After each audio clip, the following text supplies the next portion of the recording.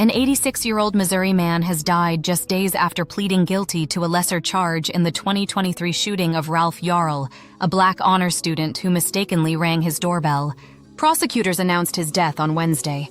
Andrew Lester of Kansas City was initially charged with first-degree assault and armed criminal action for shooting Ralph, who was 16 at the time.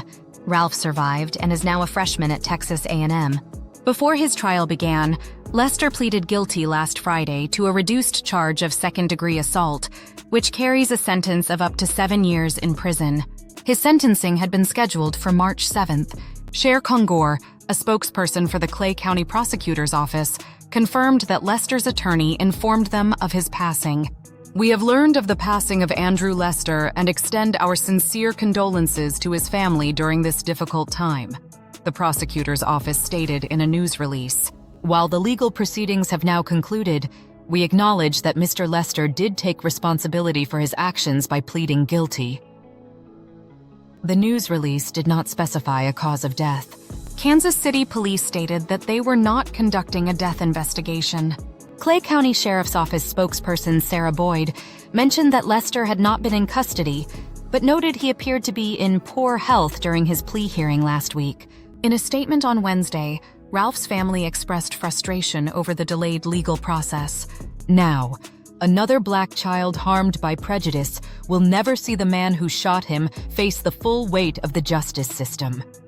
While Lester finally admitted guilt, it came at the very last moment, after 2 years of stalling. "That delay leaves our family reeling," they said. The case sparked national outrage and renewed debates over gun laws and racial issues in the United States. Ralph had mistakenly arrived at Lester's house on April 13, 2023, while trying to pick up his twin siblings, but mixed up the street address. Lester's attorney, Steve Salmon, argued that his client acted in self-defense, fearing for his safety when an unknown person knocked on his door late at night. At a hearing, Ralph testified that he rang the doorbell and waited. When the inner door opened, he assumed he was at the right house and reached for the storm door. Lester then popped him in the head and said, "Don't come here ever again." The impact knocked Ralph to the ground. Lester then popped him a second time, hitting his arm. Ralph was hospitalized and released 3 days later. His family said the incident took an emotional toll, and they later filed a lawsuit against Lester, a retired aircraft mechanic. Salmon previously stated that Lester's health had significantly declined. He suffered from heart issues, a broken hip, and had been hospitalized. He also lost 50 pounds, which Salmon attributed to stress from media coverage and death threats. During Friday's court hearing, Lester appeared frail and was wheeled into the courtroom, his hands folded. When asked about his health, he confirmed that he was in poor condition.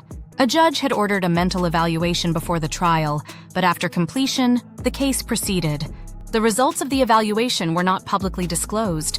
Lester's grandson, Daniel Ludwig, did not immediately respond to a request for comment from the Associated Press.